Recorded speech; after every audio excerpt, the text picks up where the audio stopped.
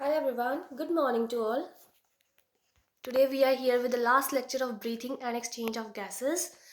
In the last lecture, we are done with the exchange of gases and pulmonary volume.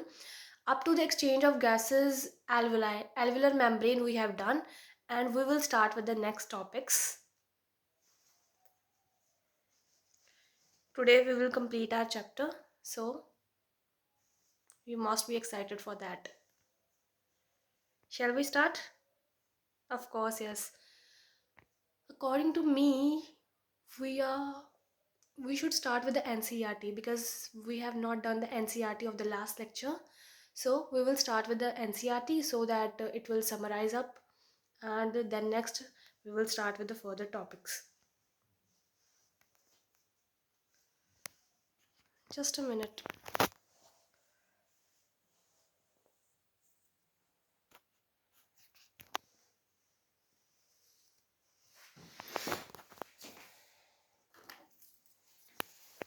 We are starting with the exchange of gases. These pulmonary volume we have discussed it already. So look at the ones, the pulmonary volumes. The language is so simple, so read it carefully. We will start with exchange of gases. Alveoli are the primary sites of exchange of gases. हमने पढ़ा था alveoli हमारे main site होते हैं जिनमें exchange of gases take place होता है. Exchange of gases also occur between the blood and tissues. Blood और tissues के बीच में भी exchange of gases होता है. Oxygen and carbon dioxide are exchanged in these sites by simple diffusion, mainly based on pressure concentration gradient. एक pressure और concentration का gradient develop होता है, सिंपल डिफ्यूजन के थ्रू इनका एक्सचेंज होता है. Solubility of gases as well as the thickness of membranes involved in diffusion are also some important factors that can affect the rate of diffusion. Rate of diffusion का dependence किस पर है? Solubility of gases पर, thickness of membrane पर. मैंने आपको बताया था जो thickness of membrane है वो हमारे पास कितनी होती है? Less than 1 mm. Thickness is basically less than 1 mm. Involved in diffusion are also some important factors that affect the rate of diffusion. Pressure contributed by an individual gas as a mixture of gases is called the partial pressure. हमारे atmosphere में बहुत सारी gases होती हैं, but individually जो एक gas का pressure होता है हम इसको बोलते हैं partial pressure. We are done with this and is represented as partial pressure of PO2 for oxygen and PCO2 for carbon dioxide. Partial pressure of these two gases in the atmospheric air and the two sides of diffusion are given. ये हमारे पास table given है, इनमें सभी partial pressures दिए हुए हैं, आप देख सकते हो. This is the PYQ, so read it carefully. All right. Then next, alveolar membrane. Alveolar membrane. We are going to cover today this, but we have done our alveolar membrane. All right. The gradient is present. The gradient is present for carbon dioxide in the opposite direction is that from tissues to blood and blood to alveoli. As the solubility of carbon dioxide is 20 to 25 times higher than that of oxygen, carbon dioxide कहाँ से कहाँ move करता है? From tissues to blood and blood to alveoli, ultimately alveoli से out of the atmosphere. Alright. As the solubility of carbon dioxide is 20 to 25 times higher than that of oxygen.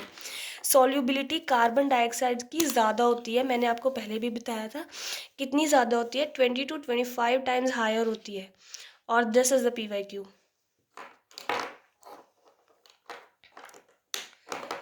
The amount of carbon dioxide that can diffuse through diffusion membrane per unit difference in the partial pressure is much higher as compared to oxygen. Oxygen से बहुत ज़्यादा amount में carbon dioxide diffuse करता है, faster diffuse करता है because of the affinity of carbon dioxide is much higher than that of oxygen. The diffusion membrane. We will discuss about the diffusion membrane. Actually, we have done this topic, but today we are reading the NCERT. The diffusion membrane is made up of three major layers. इनमें three major layers होती हैं, namely thin squamous epithelium of the alveoli. ये हमारे पास alveoli है, और alveoli का ये जो हमारे पास मेम्ब्रेन पोर्शन है, single celled thin layer of simple squamous epithelial cells, squamous epithelial of alveolar wall, one sailed thick, single celled होते हैं, सिंगल सेल्ड होते हैं और ये ऐसे लाइनिंग क्रिएट करते हैं, एपिथेलियम होता है स्क्वैमस एपिथेलियम एल्वुलाई की साइड्स पर। Endothelium of alveolar capillaries, the basement membrane, the basement substance composed of the thin basement membrane supporting the squamous epithelium, इसके बीच में होता है हमारे पास basement membrane, this one, this yellow portion is the basement membrane. Actually epithelium जो tissue होता है हमारे पास, इसके नीचे हमेशा कनेक्टिव टिश्यू प्रेजेंट होता है, तो इस केस में हमारे पास बेसमेंट सब्सटेंस प्रेजेंट है, एपिथेलियम के ठीक नीचे हमारे पास बेसमेंट सब्सटेंस प्रेजेंट है। ऑलराइट, और आप देख सकते हो ये हमारी ब्लड कैपिलरी है, ब्लड कैपिलरी की जो ये जो लाइनिंग होती है वो एपिथेलियम से बनी होती है, और ये एपिथेलियम को, जो ये एपिथेलियम है जो सराउंड कर रही है ब्लड कैपिलरी को, इस एपिथेलियम को हम बोलते हैं endothelium. Alright, this is the simple squamous epithelium, these epithelium is the simple squamous epithelium, but in case of blood capillaries we gave the term endothelium to this, endothelium of blood capillaries. Alright, so three major layers are the squamous epithelium of alveolar wall, basement substance, and the endothelium of the blood capillaries.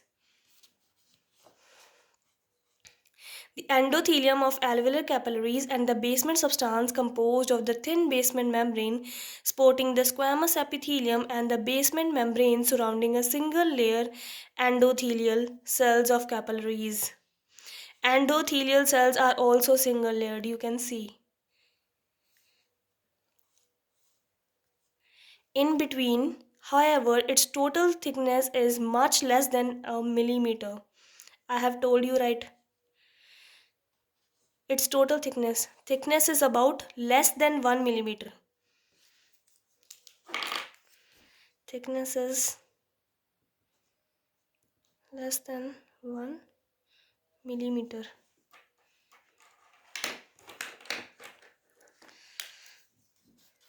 Therefore, all the factors in our body are favorable for the diffusion of oxygen from alveoli to tissues and that of carbon dioxide from tissues to alveoli. कैसे factors favourable हैं वो अब हम करने जा रहे हैं। तो ये वाला डायग्राम हमारा उस दिन लेफ्ट हुआ था, तो ये डायग्राम कवर करेंगे और इसके साथ में हम ट्रांसपोर्टेशन कवर करेंगे आज, transportation and regulation. Alright, these are the topic for the today, so we are going to start these topics.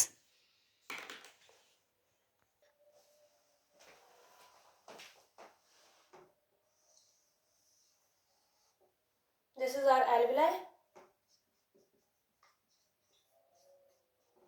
All right,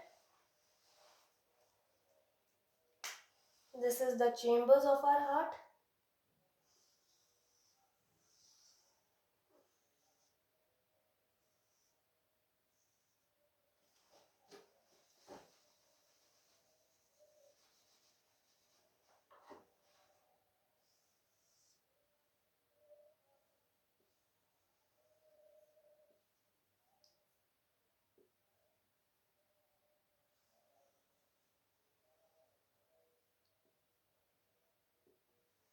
Okay,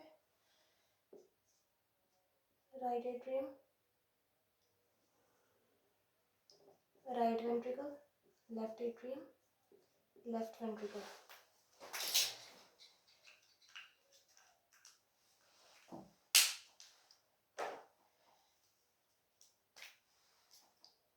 And these are the tissues, cells of tissues.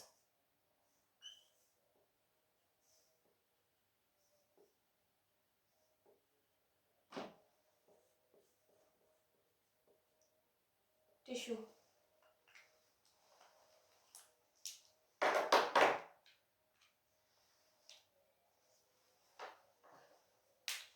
अब आप इसमें देखो atmosphere में हमारे पास partial pressure oxygen का होता है that is 159 mm of mercury, alright. और पार्शियल प्रेशर हमारे पास कार्बन डाइऑक्साइड का होता है दैट इज 0.3 या 0.3 mm of mercury, all right.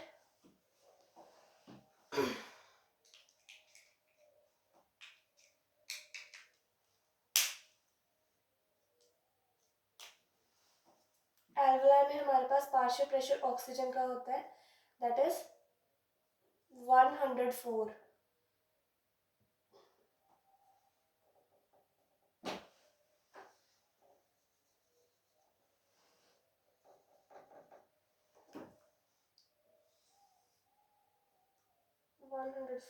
mm of mercury, and partial pressure of carbon dioxide होता है एल्वेलाइज में that is 40 mm of mercury, alright.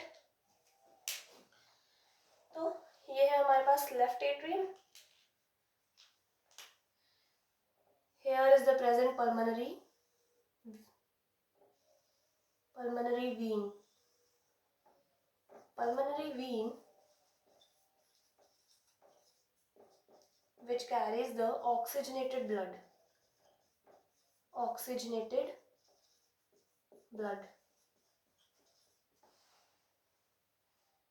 And these are the systemic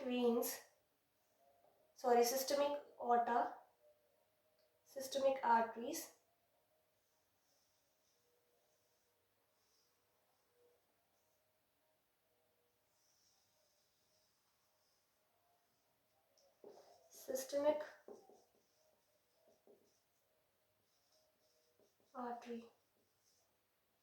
arteries arising from the aorta are the systemic arteries. इसमें भी हमारे पास oxygenated blood होगा, oxygenated blood है इसमें, ऑलराइट। एंड देन यहाँ पर हुआ एक्सचेंज,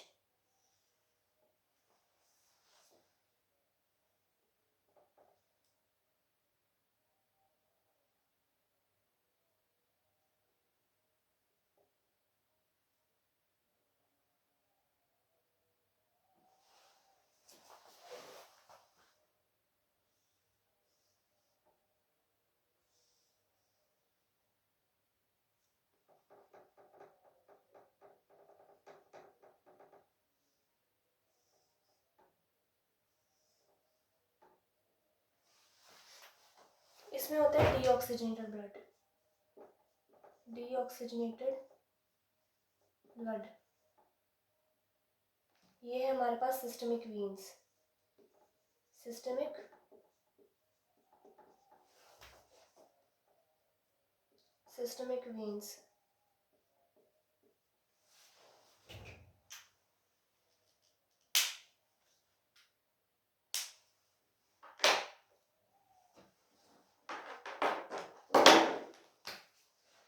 तो हुआ क्या, सबसे पहले हमने देखा कि पार्शियल प्रेशर ऑक्सीजन का होता है 159 mm of mercury in the atmosphere.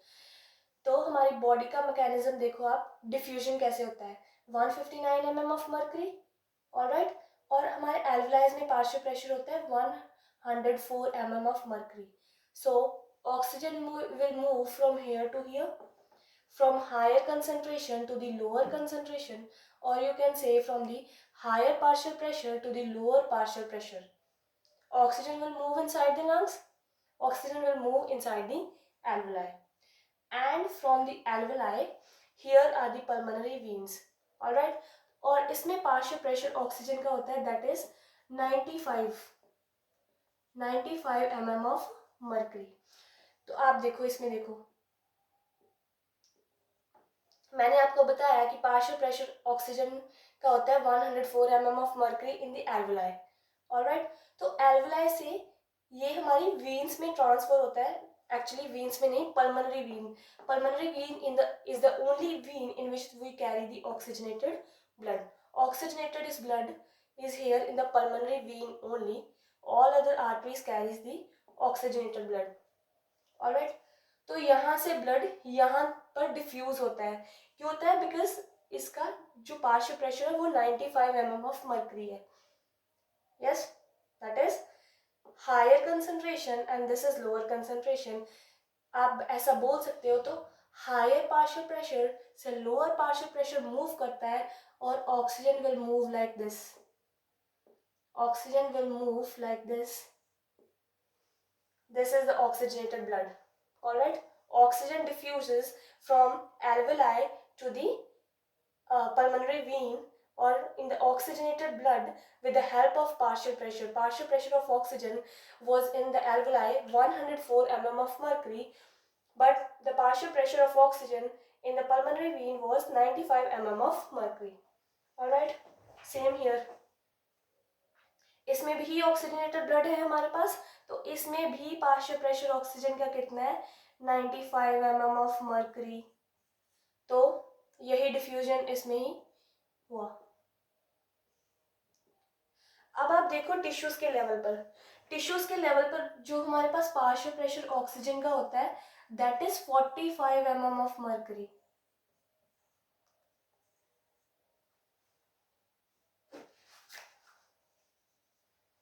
mm of mercury. A much higher difference is here. Partial pressure of oxygen was in systemic artery was 95 mm of mercury. But in case of the tissues, the partial pressure of oxygen is 45 mm of mercury. So oxygen will diffuse from oxygenated blood to here. Oxygen will move from oxygenated blood to the here. Alright? Oxygen will move here due to the pressure gradient. Pressure in the oxygenated blood was, that is 95 mm of mercury, and partial pressure of oxygen in case of tissues was 45 mm of mercury. So diffusion will take place from the higher partial pressure to the lower partial pressure. Alright, next.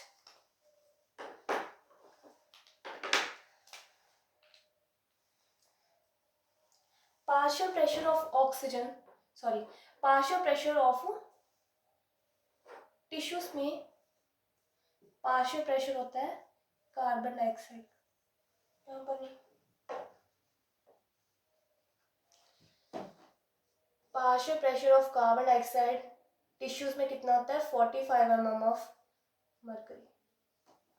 Alright, deoxygenated blood में that is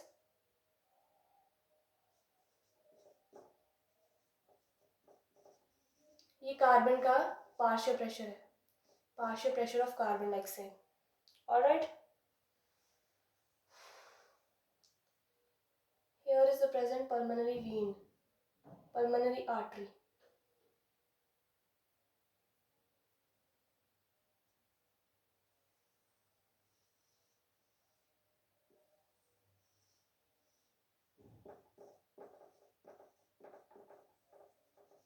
Pulmonary artery carries the deoxygenated blood. इसमें कौन सा blood है? That is deoxygenated blood.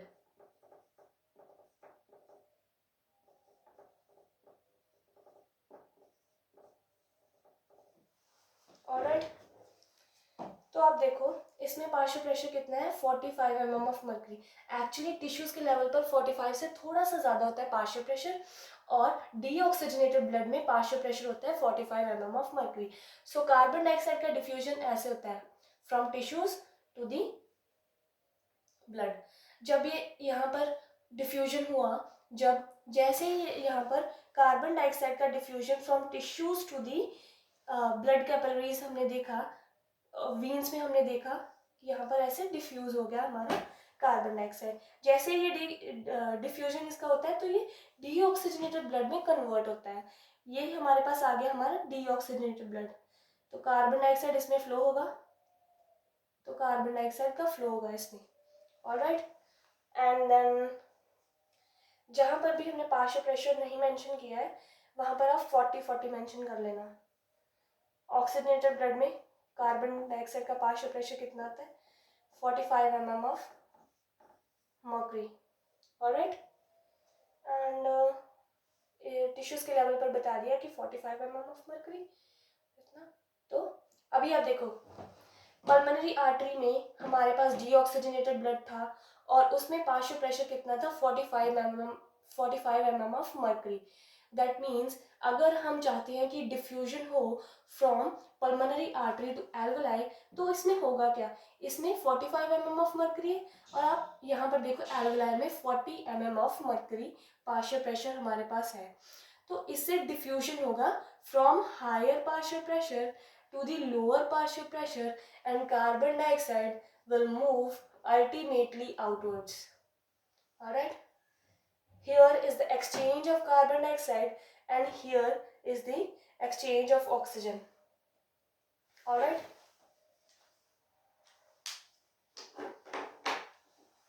let's summarize it once.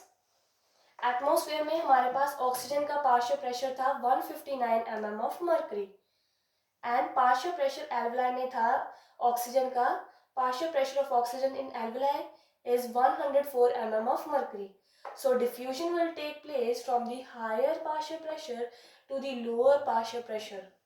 Oxygen will move inside and from here pulmonary vein, इसमें oxygenated blood है और oxygenated blood में partial pressure है हमारे पास 95 mm of mercury. So 104 mm of mercury and 95 mm of mercury. The partial pressure is much higher in the alveoli and much lower in the oxygenated blood. So oxygen will diffuse from the alveoli to the pulmonary vein. All right, this is the oxygenated blood, and then systemic, from the left ventricle we have aorta. From the left ventricle we are having the arch of aorta. So aorta से जितनी भी हमारे पास arteries निकलती है हम उनको क्या बोलते हैं, सिस्टमिक आर्टरी. तो सिस्टमिक आर्टरी में भी हमारे पास ऑक्सीजनेटेड ब्लड होगा. तो सेम प्रोसेस होगा इसमें, ऑक्सीजन डिफ्यूज होगा इसमें बिकॉज इसमें भी 95 mm ऑफ मर्करी होगा पार्शियल प्रेशर. तो यहाँ से डिफ्यूजन हुआ ऑक्सीजन का, तो oxygen will move like this and at the tissue level, at the tissue level, tissues में पार्शियल प्रेशर ऑक्सीजन का कितना है, that is 45 mm of mercury. So 45 mm of mercury and 95 mm of mercury. Due to this pressure gradient the oxygen will move from the oxygenated blood to tissues level. Alright, तो tissues पर exchange हो गया oxygen का. Oxygen का यहाँ पर exchange हुआ. अब आप देखो कि पार्शियल प्रेशर कार्बन डाइऑक्साइड का 45 mm ऑफ मर्करी है. एक्चुअली टिश्यूज के लेवल पर थोड़ा सा ज्यादा होता है 45 mm ऑफ मर्करी से, and partial pressure carbon dioxide का डीऑक्सीजनेटेड ब्लड में थोड़ा सा 45 mm ऑफ मर्करी होता है. तो इसमें एक्सचेंज होगा like this, partial pressure of carbon dioxide due to partial pressure of 45 mm of mercury से थोड़ा सा ज्यादा है, तो इसमें एक्सचेंज होता है. Carbon dioxide will move in the oxygenated blood and will form it as a deoxygenated blood. Exchange हुआ और कार्बन डाइऑक्साइड यहाँ पर आ गया. तो कार्बन डाइऑक्साइड आ गया तो ये हमारे पास कैसी है, डीऑक्सीजनेटेड ब्लड हो गया.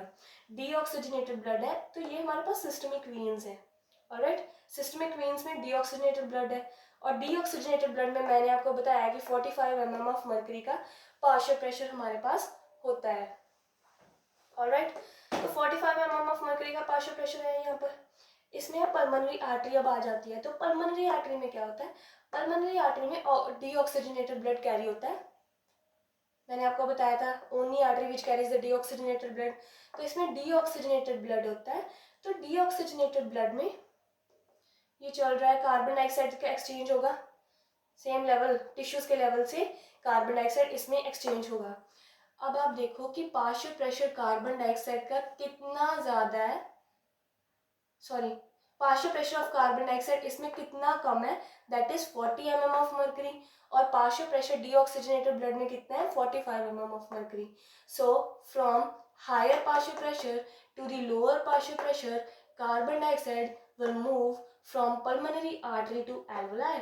And look at this, partial pressure of carbon dioxide in the air, that is 0.3 mm of mercury, and partial pressure of carbon dioxide in the alveoli are the 40 mm of mercury.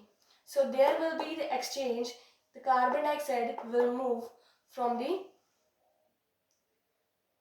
from the higher partial pressure to the lower partial pressure of carbon dioxide, and this process is the exchange process which is continuously taking place in our body. Exchange of gases, basically the exchange of gases is taking place like this. All right.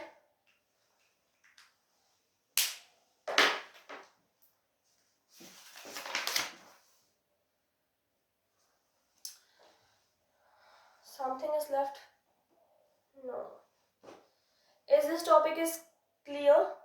I hope it is clear now. We will read the NCERT also, but this is important. Alright. NCERT में मैंने आपको बताया वो जो table हमारे पास yellow colour में बना हुआ है, कौन सा टेबल है? This is the table of NCERT. तो ये टेबल हमारे पास बहुत इंपॉर्टेंट टेबल है, आपको इसको अच्छे से याद करना है. देखो मैंने आपको यहाँ पर मार्क भी किया है मैंने कि PYQ है, तो इसको अच्छे से देखना है, इसको अच्छे से समझना और इसको याद करना है इनकी वैल्यूज को.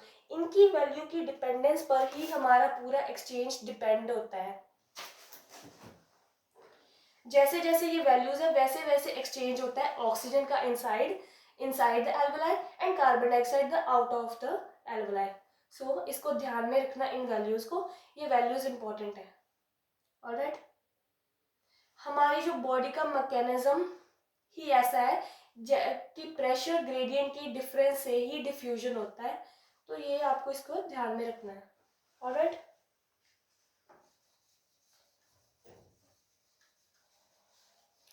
अब हम कवर करेंगे transportation topic.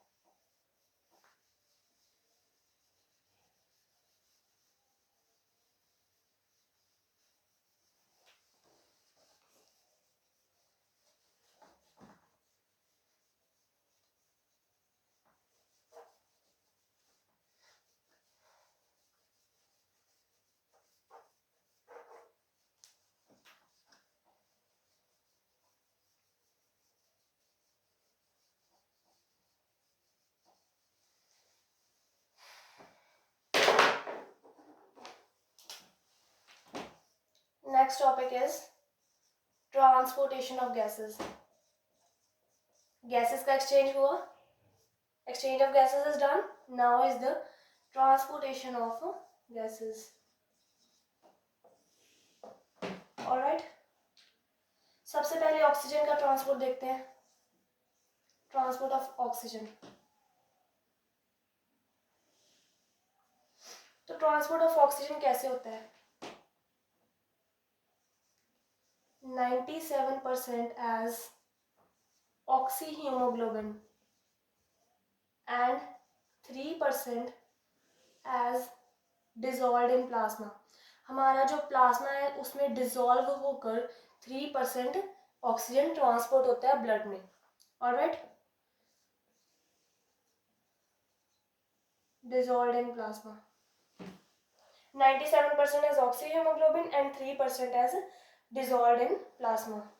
97% as oxyhemoglobin. 4 molecules of oxygen plus hemoglobin बनाते हैं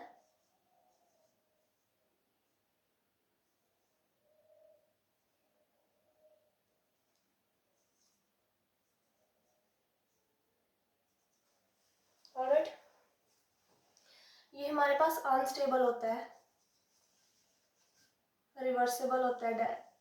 ये रिएक्शन हमारे पास रिवर्सिबल है. ओके. एंड इसमें हमारे पास 4 मॉलिक्यूल्स ऑफ ऑक्सीजन कंबाइन होते हैं. कितने? 4 मॉलिक्यूल्स ऑफ ऑक्सीजन कंबाइन होते हैं with the haemoglobin and form the oxyhaemoglobin. This is what, this is oxyhaemoglobin. Alright. तो 97% ऑक्सीजन का इस तरह से ट्रांसपोर्टेशन होता है. Is that clear? एंड ये कॉन्सेप्ट मैंने आपको लास्ट लेक्चर में भी बताया था. एक minute. 100 ml of oxygenated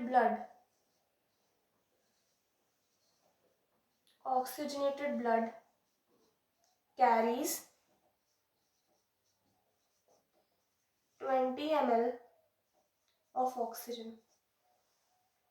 100 ml oxygenated blood में हमारे पास 20 ml होती है ऑक्सीजन. ये अच्छे से क्लियर नहीं है आई थिंक. 20 ml होती है हमारे पास ऑक्सीजन. क्या बोला मैंने? 100 ml ऑफ ऑक्सीजन में 100 ml ऑफ ऑक्सीजनेटेड ब्लड में 20 ml होती है oxygen. Alright. And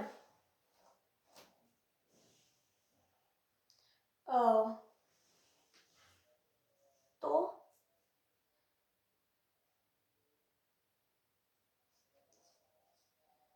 100 ml of deoxygenated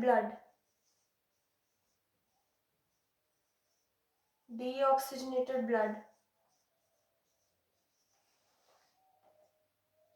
carries 15 gram of, sorry, not gram, 15 ml of oxygen.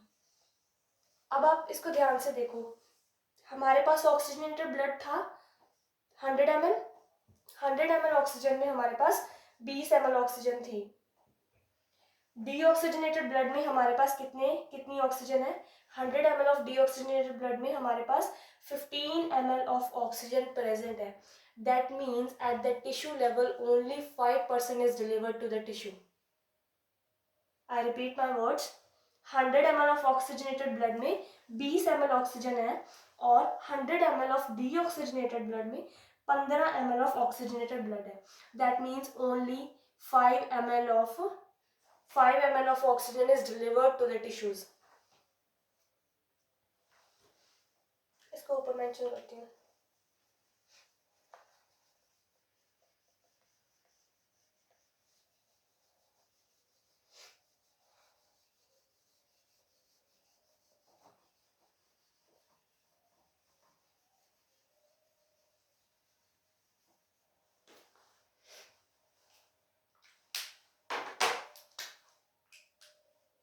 ध्यान से देखना. That means only 5 ml of oxygen is delivered to the tissues.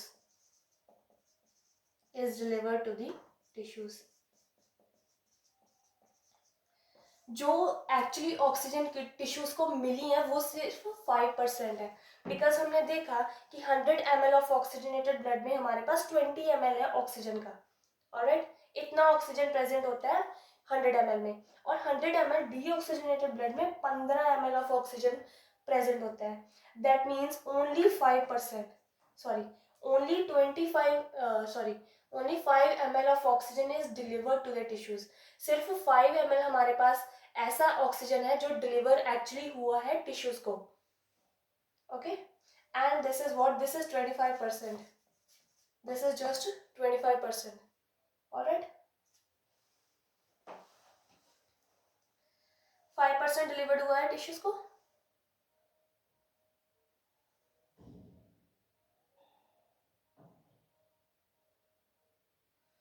And the one thing more, 100 ml of oxygenated blood carries 20 ml of oxygen and 100 ml of oxygenated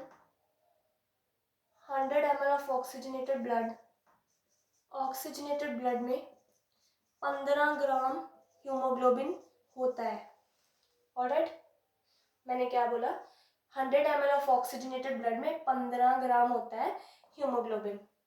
तो अब हम इसको ऐसा बोल सकते हैं कि 20 ml ऑफ ऑक्सीजन में 15 ग्राम हीमोग्लोबिन होता है. ऐसे इसको ऐसे लिख सकते हैं. 15 ग्राम हीमोग्लोबिन होता है 20 ml ऑक्सीजन में. मीन्स 15 ग्राम ऑफ हीमोग्लोबिन में 20 ml ऑक्सीजन होती है, इसको ऐसा बोल सकते हैं।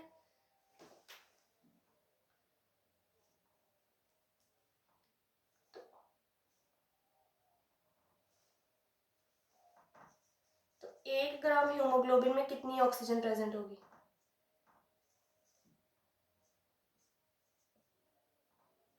This is 1.34 ml of oxygen.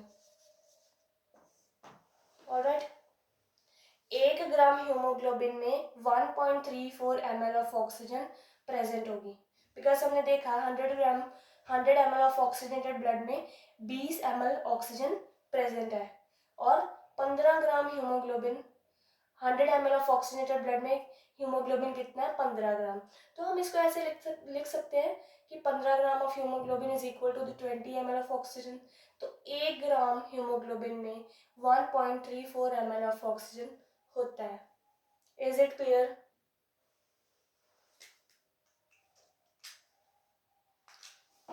मैंने आपको क्या बताया था? 97% delivered as oxyhaemoglobin and 3% as dissolved in plasma.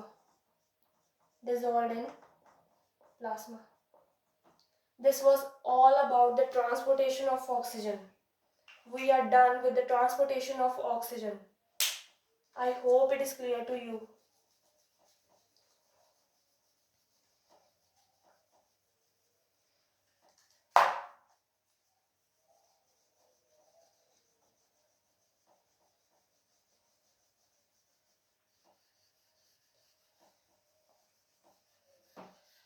अब हमारा transportation of oxygen we are done, and इसके बाद हमारे पास एक कर्व होता है, that is oxy haemoglobin dissociation curve. अब हम उसको देखेंगे। That curve is important, so look at this carefully.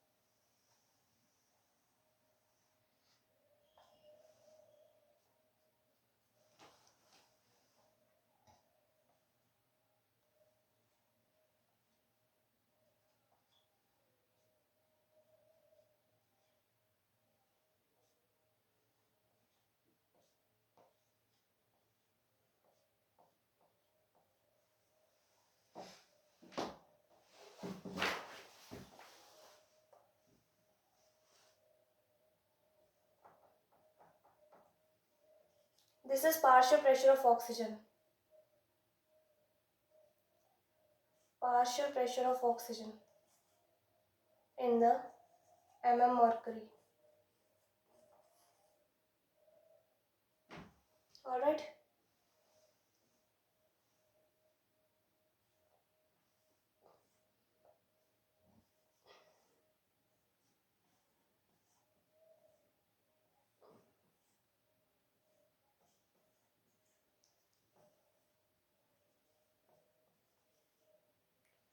Percent saturation of hemoglobin with oxygen. All right.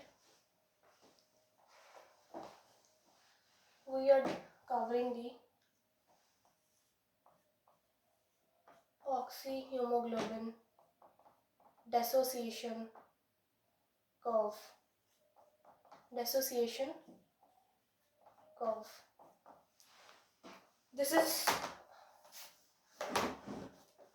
very important, so look at this carefully. All right, this curve is important. हमने क्या देखा था? हमने देखा था कि टिश्यूज के alveoli के लेवल पर, at the level of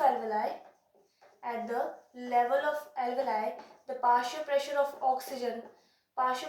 oxygen was 104 mm of mercury. All right. तो 104 को हम अप्रोक्सीमेटली 100 mm ऑफ मर्करी मान सकते हैं approx to be appropriate, that is 104 mm of mercury. But हम अप्रोक्स बोल सकते हैं कि 100 mm of mercury at the lung surface, alright, at the alveoli site 100 mm इसको बोल सकते हैं। तो अब आप ये सोचो कि ऑक्सीजन का सबसे ज्यादा एल्वेलाई की साइड पर डिफ्यूजन होता है, एल्वेलाई पर डिफ्यूजन होता है ऑक्सीजन का। तो हम ये ऐसा बोल सकते हैं कि 100% हीमोग्लोबिन अटैच है, मींस हीमोग्लोबिन 100% कहाँ पर अटैच है, एल्वेलाई के सरफेस पर अटैच है। और एल्वेलाई का पार्शियल प्रेशर, एल्वेलाई में ऑक्सीजन का पार्शियल प्रेशर कितना होता है, 104 mm ऑफ मर्करी। अप्रोक्सीमेटली हम 100 मान सकते हैं इसको, 100% at the 100 mm of mercury.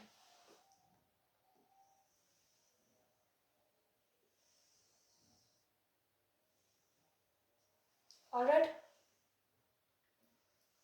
This is eight the lung surface, this is eight the lung surface. यहाँ पर एल्वेलाई की बात की हमने, ऑलराइट। और टिश्यूज के लेवल पर हमें पता है कि टिश्यूज के लेवल पर पार्शियल प्रेशर ऑक्सीजन का कितना होता है, that is 40 mm of mercury. अब मैंने आपको बताया था कि 5 ml ऑफ ऑक्सीजन डिलीवर होता है टिश्यूज को। In normal conditions 5 ml of oxygen deliver होता है to the tissues, alright. Means 25% deliver होता है। अगर 25% डिलीवर होता है that means 75% is left, alright. तो अब हम ये बोल सकते हैं कि 75% जो है वो टिश्यूज के लेवल पर ऑक्सीजन होता है, ऑलराइट। तो यहाँ पर इसके बीच में कहीं होगा 75, दिस इज द परसेंटेज 75%, ठीक है।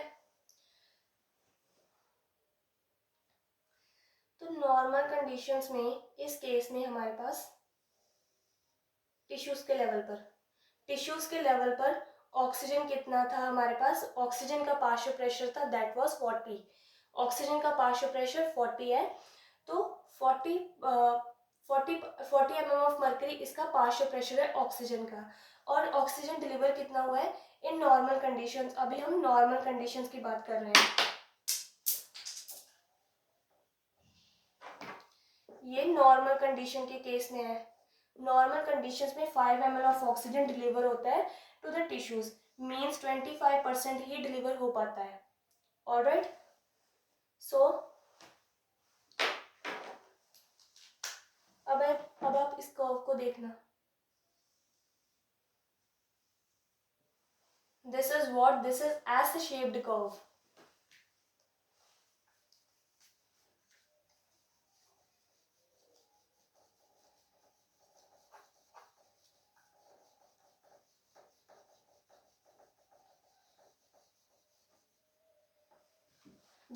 This is S-shaped curve known as sigmoid curve. इसकी एक स्पेसिफिक टर्म होती है एस शेप्ड कर्व की, that is sigmoid curve. Curve draw कर लिया हमने। अब आप देखो कि यहां से यहां तक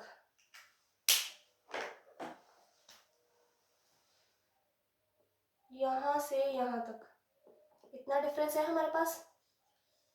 ये हमें क्या शो करता है, this is the oxygen haemoglobin dissociation, कि ऑक्सीजन और हीमोग्लोबिन का डेसोसिएशन कितना हुआ है, यहां से हमें डिफरेंस से पता चलता है, ऑलराइट। ऑक्सीजन हीमोग्लोबिन डेसोसिएशन का हमने देखा कि 100 mm ऑफ मर्करी हम मान सकते हैं कि एल्वेलाई की साइड पर पार्शियल प्रेशर ऑक्सीजन का होता है, और 100% ऑफ ऑक्सीजन हीमोग्लोबिन के साथ अटैच होता है, ऑलराइट।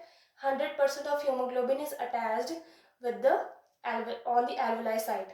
तो हम इसको ऐसे ज्वाइन किया, एंड देन टिश्यूज के लेवल पर 40% होता है, 40 mm ऑफ मर्करी होता है partial pressure of oxygen.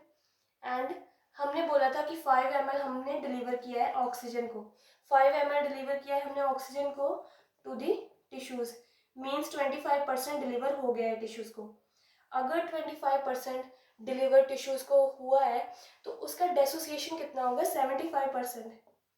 75% means oxy haemoglobin में टूट गया होगा, sorry as oxyhaemoglobin present होगा। 75% एज ऑक्सी हीमोग्लोबिन हमारे पास ये प्रेजेंट होगा और 25% का डेसोसिएशन हो गया होगा। ये यहाँ पर हीमोग्लोबिन और ऑक्सीजन की बात हो रही है, हीमोग्लोबिन और ऑक्सीजन की बात हो रही है। 75% एज ऑक्सी हीमोग्लोबिन प्रेजेंट होगा और 25% डेसोसिएट हो गया होगा। ऑलराइट,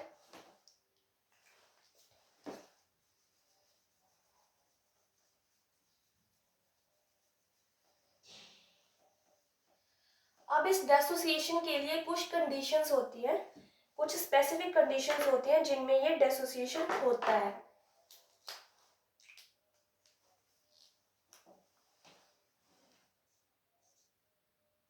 जब partial pressure of carbon dioxide ज्यादा होता है, ऑलराइट, तब क्या होता है, affinity for carbon dioxide increase होती है।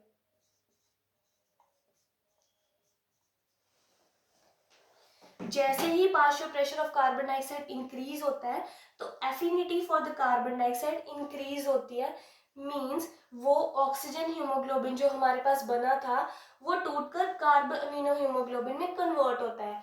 आगे हम फर्दर इसको भी देखेंगे। अब आप ये बोल सकते हो, मैंने आपको बताया था कि इसकी एफिनिटी कितनी होती है, 20 to 25%, 20 to 25 टाइम्स हायर होती है ऑक्सीजन से। मीन्स हीमोग्लोबिन ज्यादा जुड़ता है कार्बन डाइऑक्साइड से 20 to 25 टाइम्स ज्यादा जुड़ता है कार्बन डाइऑक्साइड हीमोग्लोबिन से 20 to 25% ज्यादा जुड़ता है। Partial pressure of carbon dioxide ज्यादा है, अगर partial pressure of carbon dioxide ज्यादा है तो partial pressure of oxygen means कम है। अगर पार्शियल प्रेशर ऑफ ऑक्सीजन कम है और एफिनिटी फॉर कार्बन डाइऑक्साइड ज्यादा है तो होगा क्या, इसका ब्रेकडाउन होगा, ऑक्सी हीमोग्लोबिन का ब्रेकडाउन होगा और हीमोग्लोबिन फर्दर इंटैक्ट करेगा कार्बन डाइऑक्साइड से और कार्ब अमीनो हीमोग्लोबिन में कन्वर्ट होगा।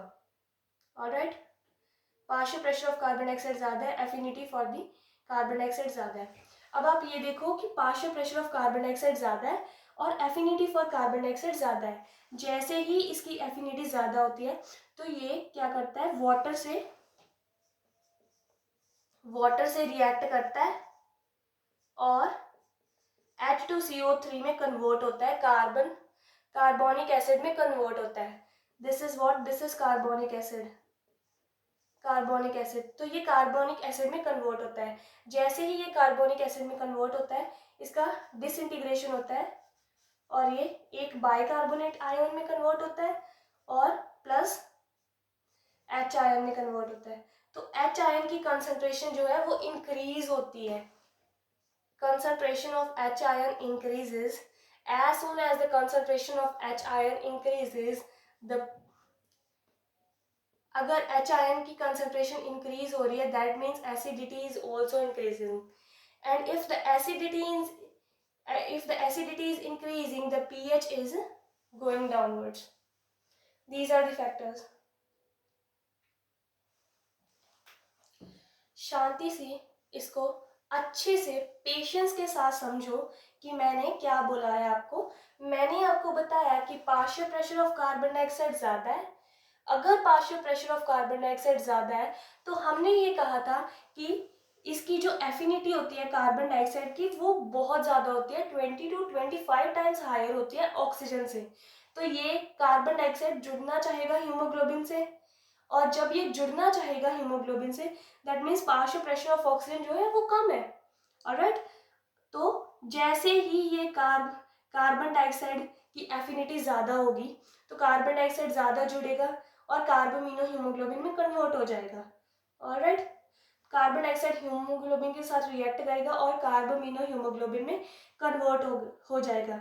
दूसरी तरफ ये वाटर के साथ रिएक्ट करेगा, कार्बन डाइऑक्साइड वाटर के साथ रिएक्ट करेगा, वाटर प्लस कार्बन डाइऑक्साइड और कार्बोनिक एसिड में कन्वर्ट हो जाएगा। ये प्रोसेस भी हम आगे ट्रांसपोर्ट ऑफ कार्बन डाइऑक्साइड में अच्छे से समझेंगे। इसमें कार्बोनिक एसिड में ये कन्वर्ट होता है। कार्बोनिक एसिड में फर्दर कन्वर्ट होने के बाद ये बाइकार्बोनेट आयन में ब्रेक होता है और बाइकार्बोनेट आयन इसमें H आयन्स रिलीज होते हैं, release of H ions, H ion release होते हैं। तो H आयन के रिलीज होने से H आयन की कंसंट्रेशन इंक्रीज हुई। जैसे ही H आयन की कंसंट्रेशन यहाँ पर इंक्रीज हुई, एसिडिटी इंक्रीज हो गई, because H ion contributes to the acidity, तो एसिडिटी इसकी फर्दर इंक्रीज होगी। अगर एसिडिटी इंक्रीज हो रही है तो पीएच इसका डिक्रीज होगा।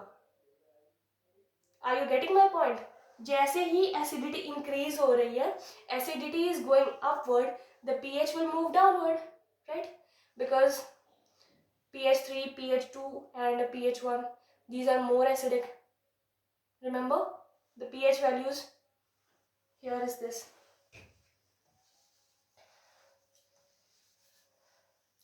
तो ये थी हमारे पास कुछ कंडीशंस। अब आप ये समझो इस बात को कि 5 ml जो ऑक्सीजन का डिलीवर होता है, मैंने आपको बोला कि 5 ml ऑक्सीजन डिलीवर होता है to tissues. Oxygen 5 ml deliver होता है टू द टिश्यूज, बट ये नॉर्मल कंडीशंस में है। फॉर एग्जांपल हमारी बॉडी के अंदर स्ट्रेस है, हम स्ट्रेनियस एक्सरसाइज के फेज में है, तो ये ऑक्सीजन की डिलीवरी ज़्यादा होगी, हमारे टिश्यूज को ज़्यादा ऑक्सीजन रिक्वायर्ड है और कार्बन डाइऑक्साइड ज़्यादा रिमूव होगी। अगर कार्बन डाइऑक्साइड हम चाहते हैं ज़्यादा रिमूव हो और ऑक्सीजन का इंटेक ज़्यादा हो, तो ये फैक्टर्स रिस्पॉन्सिबल है और ये शिफ्ट कर जाएगा right shift, and the curve will shift towards the right. ठीक है, this is the right shift.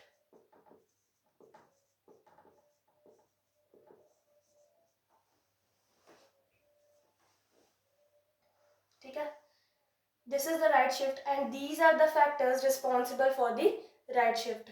Had this thing, the partial pressure of carbon dioxide increases and affinity for the carbon dioxide increases, so the oxygen hemoglobin dissociates faster.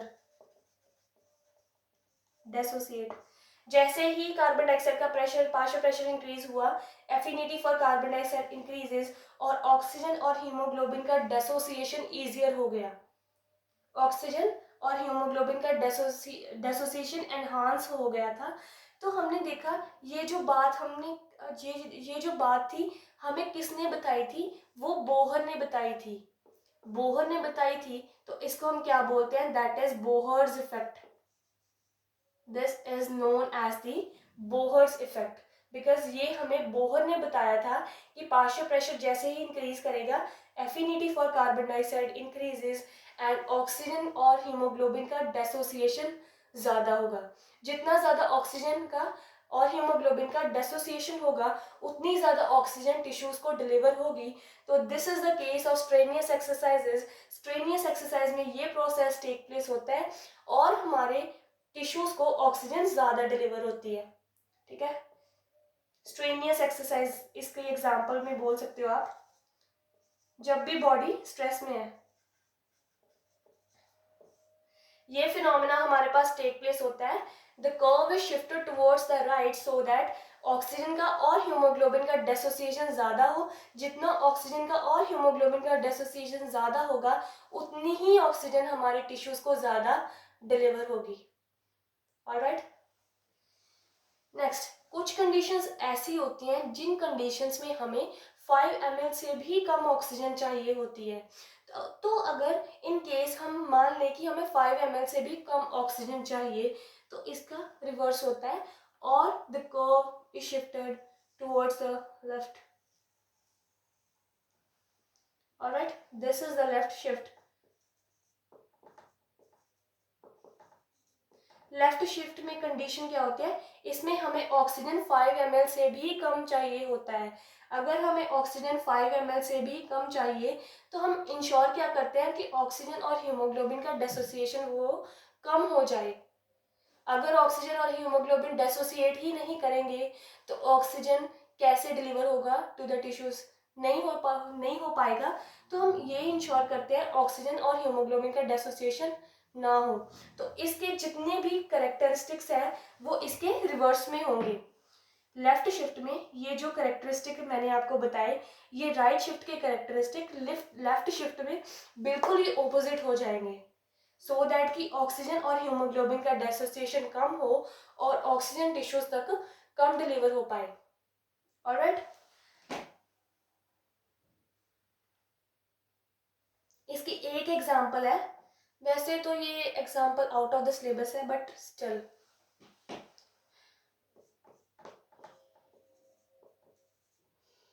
Fetal haemoglobin. Fetal global haemoglobin में 2 alpha और 2 gamma chains होती हैं, polypeptide chains, और mother के blood में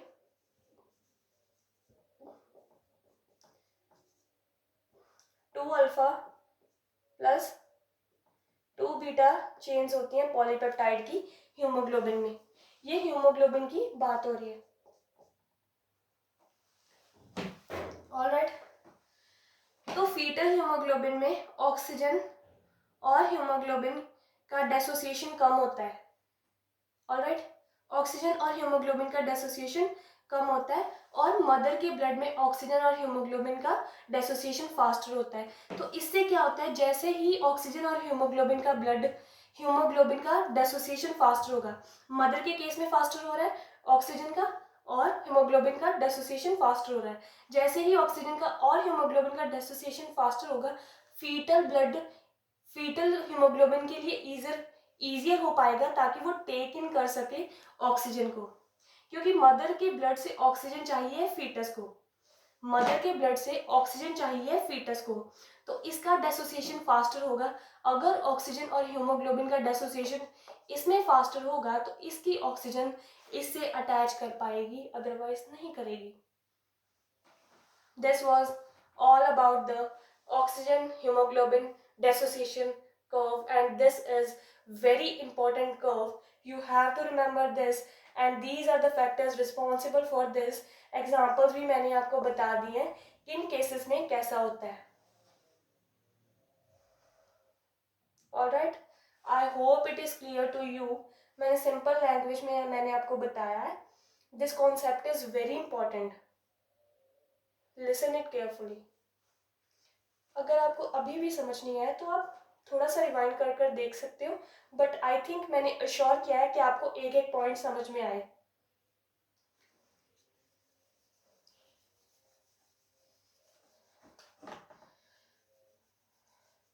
don't worry, we will read NCERT also. अब इसमें हमारे पास एक लास्ट टॉपिक है हमारे पास। वैसे तो टॉपिक्स हमारे पास दो है, एक रेगुलेशंस का,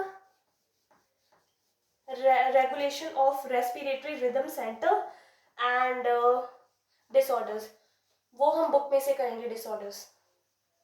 ऑलराइट, बहुत इजी है बट बहुत इंपॉर्टेंट है। PYQs most of the time disorder से ही आ जाते हैं, तो इम्पॉर्टेंट है। छोटा टॉपिक है बट सो इम्पॉर्टेंट। कभी भी डिसऑर्डर्स को छोड़कर नहीं जाना, because muscular disorders, respiratory disorders, heart disorders में वो क्वेश्चंस पूछ ही लेते हैं most of the time.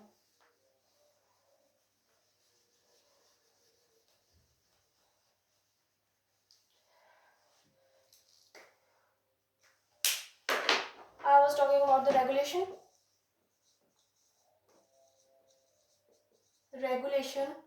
of respiratory rhythm center। Alright, regulation होता है हमारे रेस्पिरेटरी का, respiratory rhythm centre, that is RRC। Okay, regulation होता है रेस्पिरेटरी रिदम सेंटर का, RRC। ऑलराइट, मींस एक लैब क्रिएट हो जाती है, एक लैब बन जाती है रेस्पिरेशन की, इनहेल करने की और एक्सहेल करने की। इसमें हमने स्टार्टिंग के चैप्टर में, हमने लास्ट लेक्चर में, इनफैक्ट लास्ट लेक्चर में भी हमने पल्मोनरी वॉल्यूम्स में ये बात कवर की थी कि हम 1 मिनट में 12 से 16 बार सांस लेते हैं, ठीक है। This is the breathing rate. कितनी बार सांस लेते हैं? 12 से 16 बार सांस लेते हैं 1 मिनट में, और 5 सेकंड में हमारी एक ब्रीथ होती है, 1 ब्रीथ। उसमें भी 5 सेकंड में से भी 2 सेकंड हम इनहेल करते हैं और 3 सेकंड हम एक्सहेल आउट करते हैं। This is second, this is exhale out, ठीक है। मैंने आपको क्या बताया, 1 मिनट में हम 15 से 16 बार सांस लेते हैं और उस दौरान 5 सेकंड का टाइम पीरियड होता है। 5 सेकंड के टाइम पीरियड में हम एक बार सांस लेते हैं, जिसमें इनहेल करने के लिए 2 सेकंड होते हैं और एक्सहेल आउट करने के लिए 3 सेकंड्स लगते हैं। Is this clear? Further we will move on.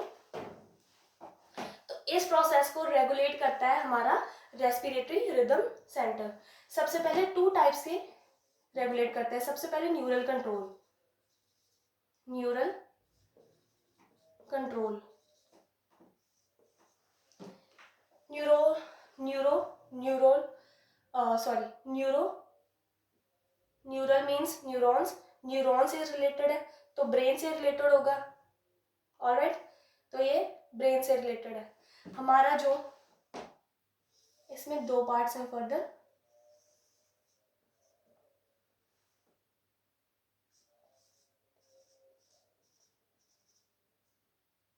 Pneumotaxic,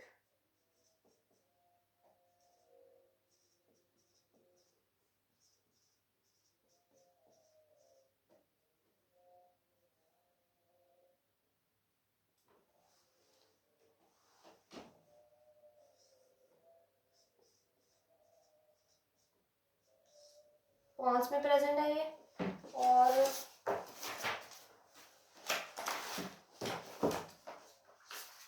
regulation में हमारे पास 2 सेंटर्स होते हैं, एक न्यूरल सेंटर होता है और एक केमिकल सेंटर होता है, केमिकल सेंटर होता है।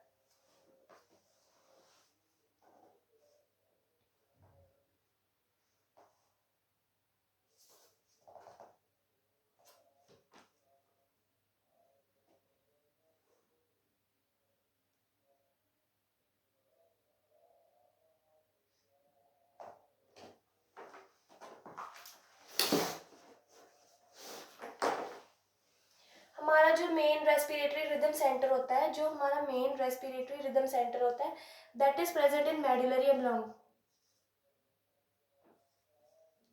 Medulla oblongata. ये हमारे ब्रेन का लास्ट पार्ट होता है, ब्रेन पार्ट, ब्रेन का लास्ट पार्ट होता है। इससे आगे हमारी स्पाइनल कॉर्ड स्टार्ट होती है, ऑलराइट।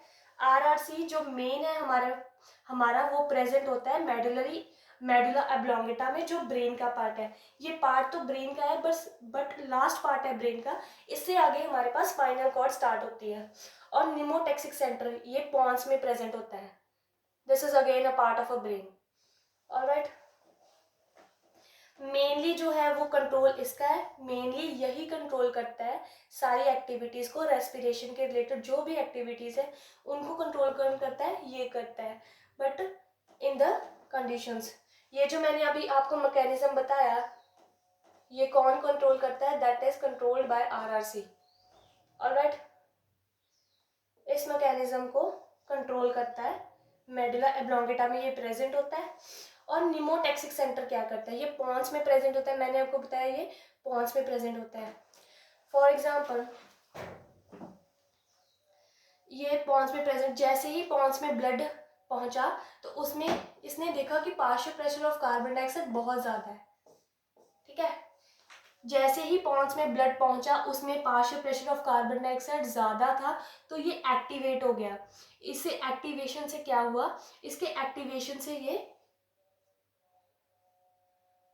फर्दर इसको रिस्पॉन्स करेगा, ये इसको क्या बोलेगा? ये इसको इंस्ट्रक्ट करेगा, बिकॉज मेन तो यही सेंटर है, बिग बॉस तो यही है। ये इसको इंस्ट्रक्ट करेगा, क्या बोलेगा ये इसको कि आप ब्रीथिंग का रेट घटा दो। कैसे बोलेगा इसको? फॉर एग्जाम्पल पहले मैंने बोला कि 1 मिनट में 12 से 15 बार सांस लेते हैं और 5 सेकंड में एक ब्रीथ होता है, 2 सेकंड में इनहालेशन और 3 सेकंड में एक्सहालेशन। तो इसको ये रेगुलेट करेगा, इसको इसकी इसने इसको इंस्ट्रक्ट किया और ये फर्दर रेगुलेट करता है रेस्पिरेटरी मैकेनिज्म को। ये क्या करता है? रेस्पिरेटरी रेट डिक्रीज करता है। कार्बन डाइऑक्साइड ब्लड में ज़्यादा कैम्युलेट हो रही है, अगर कार्बन डाइऑक्साइड ब्लड में ज़्यादा कैम्युलेट हो रही है तो उसका अकैमुलेशन हमारे लिए हार्मफुल है। तो इस कार्बन डाइऑक्साइड को जल्दी से जल्दी हमारी बॉडी से बाहर निकालना होगा। अगर हम चाहते हैं कि ये कार्बन डाइऑक्साइड जल्दी से जल्दी हमारी बॉडी से बाहर निकले तो हमें क्या करना होगा? एक्सपायर ज़्यादा करना होगा, एक्सपायर ज़्यादा करना होगा और इनहेल हम कम करेंगे। ठीक है, तो इसमें होता क्या है? 1 सेकेंड इनहेल होता है और इनहेल करते हैं हम 1 सेकेंड और 3 सेकेंड में एक्सहेल आउट करते हैं, 3 सेकेंड में एक्सहेल आउट करते हैं, एक्सहेल करते हैं। तो ये प्रोसेस कितना हुआ? 4 सेकेंड का हो गया। ओके, हमने क्या किया? हमने रेगुलेट किया है रेस्पिरेशन को। रेस्पिरेशन का रेट ऐसे रेगुलेट किया है हमने कि 1 सेकेंड में हम इनहेल करेंगे और 3 सेकेंड्स में हम एक्सहेल आउट करेंगे। मीन्स एक्सहेल हम ज़्यादा कर रहे हैं। अगर एक्सहेल ज़्यादा कर रहे हैं तो कार्बन डाइऑक्साइड ज़्यादा मूव करेगा out of the body, carbon dioxide flushes out. Alright, carbon dioxide ज़्यादा बाहर जाएगा बॉडी से। जितना ज़्यादा हम एक्सहेल करते हैं उतना ज़्यादा कार्बन डाइऑक्साइड बॉडी से बाहर जाता है। ऑलराइट, हाँ, तो ये प्रोसेस मैंने आपको बताया कि 4 सेकेंड का ये प्रोसेस हो गया। अगर ये प्रोसेस 4 सेकेंड का है तो 16 to 4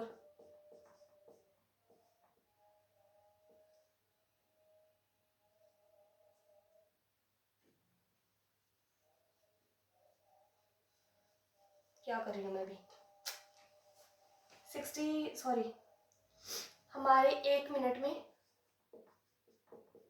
60 सेकेंड्स होते हैं। ठीक है,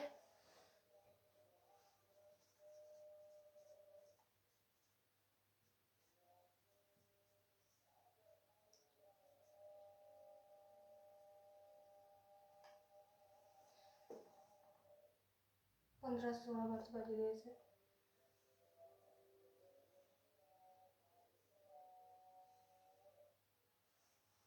इसको रहने दो। कार्बन डाइऑक्साइड बॉडी से बाहर चले जाएगा। अब आप इसको ऐसे समझो कि केमिकल कंट्रोल में क्या होता है। मुझे यहीं पर समझाना होगा, फिर डायग्राम की जरूरत होती है। Chemical coordination part 2, that is chemical control. Chemical control में हमारे पास कुछ केमिकल कीमो रिसेप्टर्स प्रेजेंट होते हैं। Chemo receptors means chemical sensitive होते हैं रिसेप्टर्स, केमिकली सेंसिटिव होते हैं। ये कहां पर प्रेजेंट होते हैं? आर्च ऑफ ऑर्टा से जो आर्टरीज निकल रही हैं उसमें, ऑर्टा की आर्टरीज में, प्लस कैरोटाइड आर्टरी, कैरोटिड आर्टरी। ठीक है, केमिकल कंट्रोल में क्या होता है? केमिकल सेंसिटिव रिसेप्टर्स होते हैं जो ब्लड वेसल्स में केमिकल की रिसेप्शंस होती हैं, केमिकली रिसेप्ट कर लेता है। फॉर एग्जांपल ऑर्टा की जो आर्टरीज होती हैं, कैरोटिड आर्टरीज होती हैं। कैरोटिड आर्टरी में क्या होता है? कैरोटिड आर्टरी यहाँ पर नेक में प्रेजेंट होती है, SCM के पास, मीन्स स्टर्नोक्लाइडोमेस्टॉइड। ये अभी आपने सुना नहीं होगा। तो इसके पास होती है कैरोटिड आर्टरी। तो कैरोटिड आर्टरी में जैसे ही ब्लड पास आउट हुआ, जैसे ही ब्लड गया, तो उसमें केमिकल रिसेप्टर्स थे, तो उन्होंने डिटेक्ट किया कि partial pressure of carbon dioxide बहुत ज़्यादा है। जैसे ही डिटेक्शन हुआ कि partial pressure of carbon dioxide बहुत ज़्यादा है, तो सिग्नल सिग्नल उन्होंने सेंड किया पॉन्स को। तो पॉन्स आगे फर्दर सिग्नल सेंड करेगा RRC को, और RRC आगे फर्दर सेम प्रोसेस रिपीट करेगा और कार्बन डाइऑक्साइड फ्लश आउट हो जाएगा out of the body. Ultimately the process is same and this is via chemicals and these are neural control. ठीक है, अल्टीमेटली काम तो यही कर रहा है रेस्पिरेटरी रिदम सेंटर. ऑलराइट, तो इंस्ट्रक्ट कौन कर रहा है? सबसे पहले इसका डिटेक्शन अर्ली डिटेक्शन है. कैरोटिड आर्टरी में डिटेक्शन हो गया तो स्कल तक अभी ब्लड गया ही नहीं. अभी कैरोटिड आर्टरी में ही डिटेक्शन हो गया कि पार्शियल प्रेशर ज़्यादा है कार्बन डाइऑक्साइड का. अगर partial pressure of carbon dioxide ज़्यादा है तो सिग्नल जाएगा निमोटैक्सिक सेंटर के पास. तो निमोटैक्सिक सेंटर फर्दर इंस्ट्रक्ट करेगा आरआरसी को और आरआरसी रेस्पिरेटरी रिदम रेट को रेगुलेट करेगा इस तरह से और कार्बन डाइऑक्साइड फ्लश आउट हो जाएगा. अब इसके बाद the one and only thing is the NCERT. NCERT को अच्छे से रीड करना है तो we are going to start with the NCERT reading.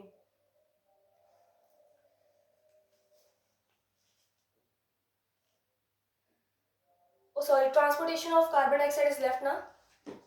Just a minute. Transport of carbon dioxide is left.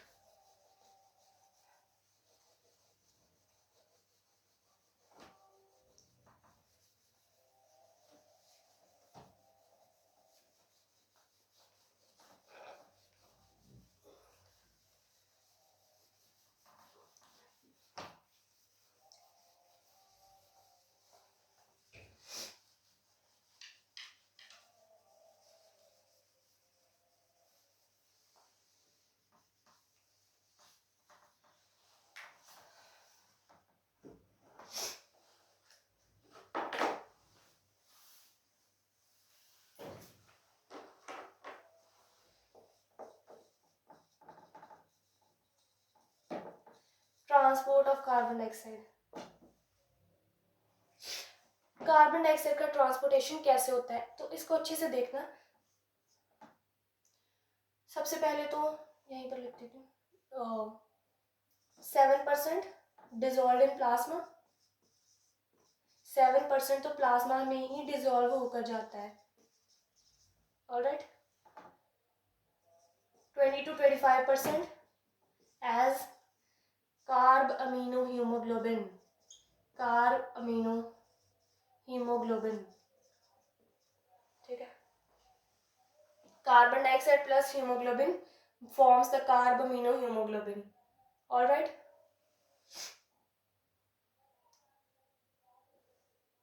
7% dissolved in plasma, 20 to 25% as carb amino hemoglobin. Exactly इसका 23% होता है. NCERT में ये given है data. This is the data of the NCERT. Actually 23% होता है. तो कितना लेफ्ट है? 70%. 70% as dissolved as bicarbonates. अब हम इसको देखेंगे. ये भी एक्चुअली प्लाज्मा का ही पार्ट है. एक्चुअली अल्टीमेटली ये भी प्लाज्मा में ही होता है बट एज अ बाइकार्बोनेट्स होता है. ऑलराइट, तो ट्रांसपोर्टेशन के लिए हमें एक डायग्राम चाहिए. अच्छे से हम ड्रॉ करेंगे डायग्राम, उसको अच्छे से समझेंगे. Alright,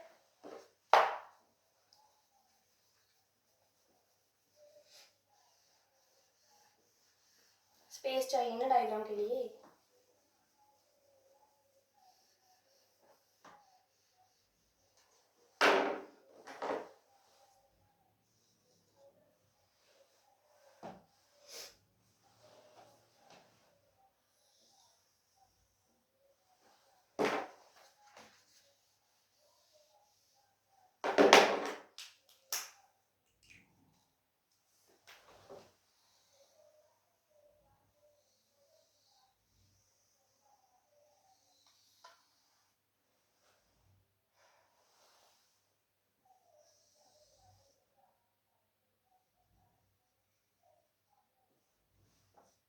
This is tissue. This is RBC. This is plasma.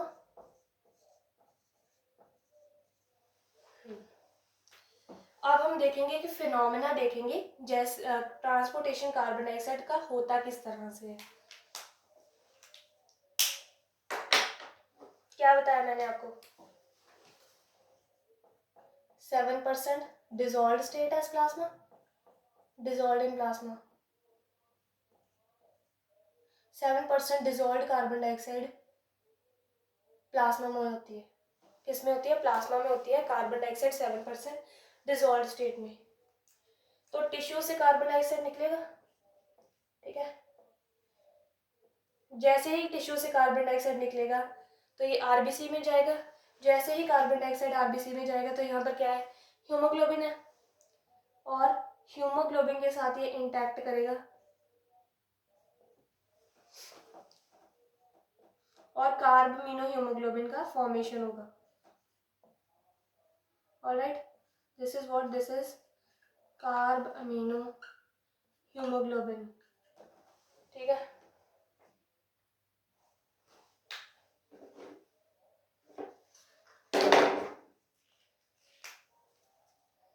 ये कितना था? 23% था एज कार्बमिनो हीमोग्लोबिन. ठीक है. अब आप देखते हैं ध्यान से. ये तो हो गया एक प्रोसेस. पहला प्रोसेस था 7% डिजॉल्व इन कार्बन डाइऑक्साइड. दूसरा फिनोमेना है carbon dioxide interact with the haemoglobin और reacts with the haemoglobin to form the carbamino haemoglobin. दूसरा प्रोसेस हो गया डिलीवरी का ये वाला. और the third process is the 70% as bicarbonates. होता क्या है? वाटर के साथ कार्बन डाइऑक्साइड रिएक्ट करता है और कार्बोनिक एसिड में कन्वर्ट होता है.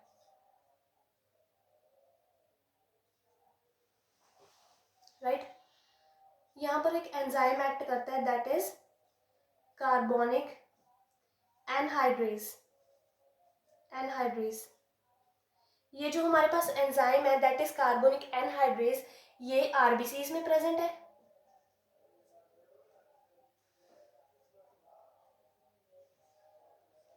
आरबीसीज में प्रेजेंट है plus little amount in plasma also.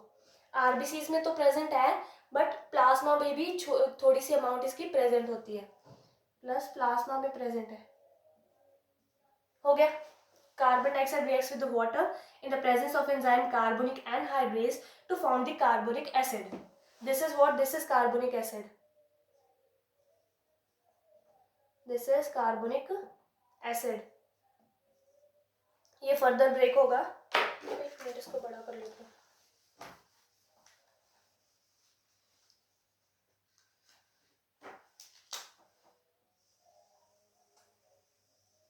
RBC. ये आरबीसी है तो इसको शेप को थोड़ा सा कॉम्प्रोमाइज कर लेना. बाइकॉनकेव होता है but it's okay. Water reacts with the carbon dioxide to form the carbonic acid in the presence of enzyme carbonic anhydrase. मैंने आपको बताया कि आरबीसीज में प्रेजेंट होता है कार्बोनिक एनहाइड्रेस प्लस थोड़ा सा लिटिल अमाउंट इसका प्लाज्मा में भी प्रेजेंट होता है. ऑलराइट. आगे फर्दर होता क्या है? ये डेसोसिएट करता है. H2CO3 dissociates to form the bicarbonate plus H ion. So H ion की कंसेंट्रेशन इंक्रीज होगी. ठीक है. ऑलराइट. और बाइकार्बोनेट मूव करता है आउटसाइड. ठीक है. यहाँ पर हमारे पास प्रेजेंट है NaCl प्लस KCl. तो ये ब्रेक डाउन होते हैं. इनका डेसोसिएशन होता है सोडियम क्लोराइड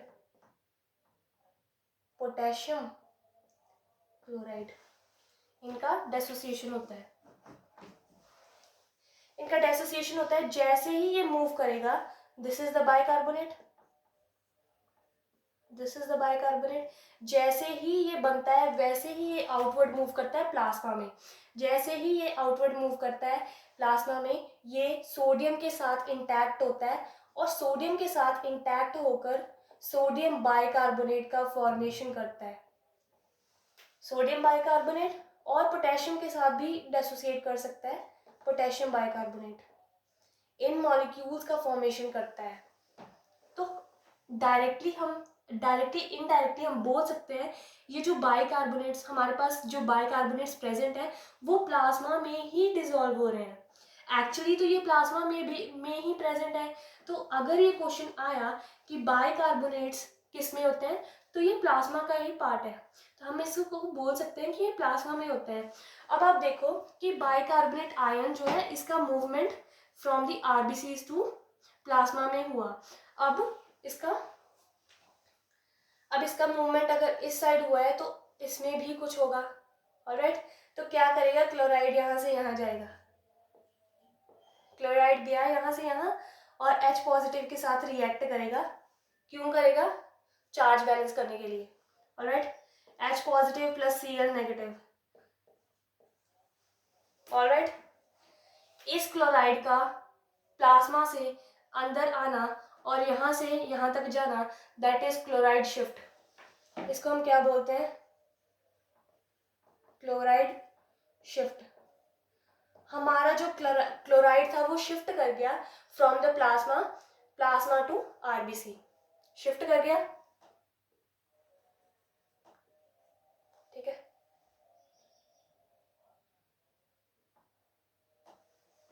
ये शिफ्ट हो गया। और इस फिनोमेना को हम क्या बोलते हैं, हैमबर्गर्स फिनोमेना बोलते हैं, after name of a scientist. Hamburgers phenomenon.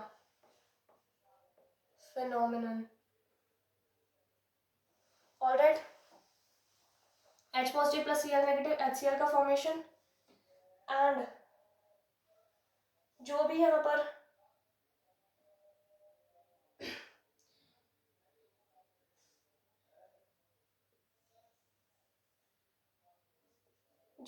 H positive बचे होंगे वो हीमोग्लोबिन के साथ भी रिएक्ट कर जाएंगे और HHB का फॉर्मेशन होगा। Not important. ठीक है, यहाँ तक आपको अच्छे से क्लियर हुआ कैसे कैसे इसका फॉर्मेशन होता है। तो ये था हमारे पास ट्रांसपोर्टेशन ऑफ ऑक्सीजन। जैसे ही ये था हमारे पास टिश्यू लेवल पर कि कार्बन डाइऑक्साइड का कैसे ट्रांसपोर्ट होता है। अब फॉर एग्जांपल हमने एल्विलाई पर जाना है, तो एल्विलाई से तो हमें ऑक्सीजन करवानी है, ऑक्सीजन इंटैक्ट करवानी है, ऑक्सीजन हमें चाहिए। तो ऑक्सीजन अगर हमें चाहिए तो कार्बन डाइऑक्साइड का आउटवर्ड मूवमेंट होना चाहिए, एक्सेल आउट करनी है हमने कार्बन डाइऑक्साइड, और ऑक्सीजन को हमने इनहेल करना है। तो ऑक्सीजन और हीमोग्लोबिन का इंटैक्ट होना चाहिए, है ना। तो उसका प्रोडक्ट बनना चाहिए, ऑक्सी हीमोग्लोबिन बनना चाहिए। तो इसका रिवर्स, इसके पूरे स्टेप्स रिवर्स हो जाएंगे एल्वुलाई के साइड पर। अगर ये पूरे स्टेप्स रिवर्स हो जाएंगे, फॉर एग्जांपल ये ऐसे ऐसे हुआ और ये ऐसे रिवर्स हो गए, सारे स्टेप्स रिवर्स हो गए, मीन्स क्लोराइड वापस से यहाँ चले जाएगा और बाइकार्बोनेट्स टूट जाएंगे। अगर बाइकार्बोनेट्स टूट जाएंगे तो कार्बन डाइऑक्साइड मिलेगी, और अगर कार्बन डाइऑक्साइड मिलेगी तो ये कार्बन डाइऑक्साइड का आउटवर्ड मूवमेंट हो जाएगा। इस केस में, एल्वुलाइज के केस में, क्लोराइड में जो शिफ्ट होता है उसको बोलते हैं रिवर्स क्लोराइड शिफ्ट। बिकॉज पहले क्लोराइड इस साइड शिफ्ट हुआ और लंग्स के सरफेस पे, एल्वुलाई के सरफेस पे वापस चला गया, तो रिवर्स क्लोराइड शिफ्ट बोल सकते हैं उसको। Alright, this is the phenomenon and now we are going to read the NCERT.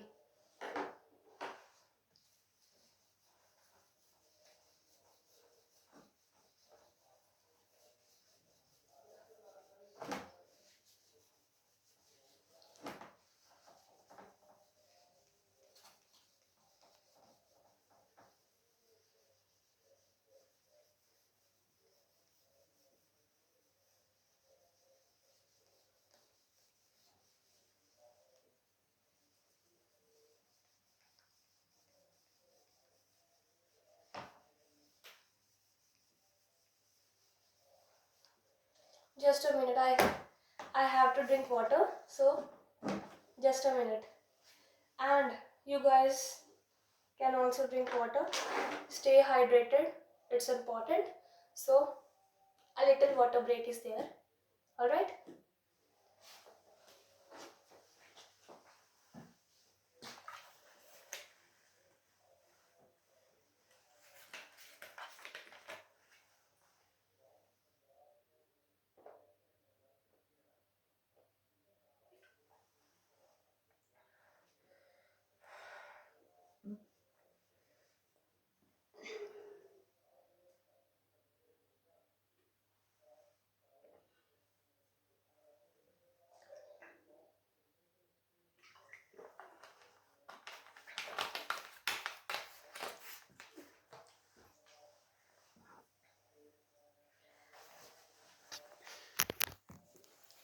NCERT is left, so we are starting with the NCERT. जहाँ पर भी बोलूँ PYQ है तो मार्क कर लेना अच्छे से. ट्रांसपोर्टेशन ऑफ गैसेस से हमने स्टार्ट करना है. सो blood is a medium for transport of oxygen and carbon dioxide. Of course, blood is the medium. blood से ही transportation होता है. About 97% of oxygen is transported by RBCs in the blood. RBCs से ही blood RBCs blood में RBCs होते हैं तो उससे transportation होता है 97% as oxyhemoglobin. All right. The remaining 3% of oxygen is carried in a dissolved state through the plasma. I have already told you about that. Nearly 20 to 25% of carbon dioxide is transported by RBCs, whereas 70% of it is carried as bicarbonate. और bicarbonates किस में होते हैं? Plasma में ही होते हैं. Alright. About 7% of carbon dioxide is carried in a dissolved state through plasma. 7% किस में होता है? प्लाज्मा में डिजॉल्व होता है. ये जो 20 to 25% ऑफ कार्बन डाइऑक्साइड इसमें बताया है तो एज अ कार्बोमिनो हीमोग्लोबिन में होता है. एज अ प्रोडक्ट बनता है कार्बोमिनो हीमोग्लोबिन, तो उसके रूप में ये ट्रांसपोर्ट होता है carbon dioxide. Is this clear? Now transportation of oxygen. This is the important curve, that is the oxygen dissociation curve. Alright. This is the percentage saturation of hemoglobin with the oxygen and partial pressure of oxygen mm of mercury में जो होता है तो उस case में ये given है. All right. Transportation of oxygen. Hemoglobin is a red colored iron containing pigment present in the RBC. Oxygen can hemoglobin red colored pigment है, iron containing pigment है. उसमें भी जो हीमोग्लोबिन में जो हीम पार्ट होता है that is iron containing part, और जो ग्लोबिन होता है that is protein amino acid containing part. Alright. Present in the RBCs. Oxygen can bind with the hemoglobin in a reversible manner to form the oxyhemoglobin. Each hemoglobin molecule can carry a maximum of 4 molecules of oxygen. Oxygen can bind with the haemoglobin in reversible. मैंने आपको बताया था ये जो reaction होता है oxygen attach होती है हीमोग्लोबिन के साथ, ये एक रिवर्सिबल रिएक्शन होता है. ऑलराइट. मीन्स ऑक्सीजन भी अटैच हो सकती है हीमोग्लोबिन के साथ और कार्बन डाइऑक्साइड भी रिएक्ट कर सकता है हीमोग्लोबिन के साथ. ठीक है. जब ऑक्सीजन रिएक्ट करेगा तो प्रोडक्ट क्या फॉर्मेशन होगा? Oxy haemoglobin. और ये मैंने आपको पहले ही बताया था, एक सेंटेंस. ऑक्सीजन रिएक्ट करता है, 4 मॉलिक्यूल्स ऑफ ऑक्सीजन रिएक्ट करते हैं किसके साथ? हीमोग्लोबिन के साथ in a reversible manner to form the oxy haemoglobin. ये रिवर्सिबल मैनर में कनेक्ट होते हैं. This is oxy haemoglobin. Alright. Each haemoglobin molecule can carry a maximum of 4 molecules of oxygen. कितने कैरी करता है? 4 मॉलिक्यूल्स ऑफ ऑक्सीजन कैरी करता है एक हीमोग्लोबिन. ऑलराइट. 4 मॉलिक्यूल्स कैरी करता है तो एटम्स कितने कैरी करेगा? एक मॉलिक्यूल में अगर 2 एटम्स हैं तो 4 मॉलिक्यूल में 8 एटम्स है, तो कितने एटम्स हैं? 8 atoms of oxygen haemoglobin carry करता है. तो एटम्स और मॉलिक्यूल्स का भी ध्यान रखना. Alright. Binding of oxygen with the hemoglobin is primarily related to partial pressure of oxygen. Partial pressure of oxygen से related है ये. Partial pressure of carbon dioxide, hydrogen ion concentration and temperature are the other factors which can interfere with this binding.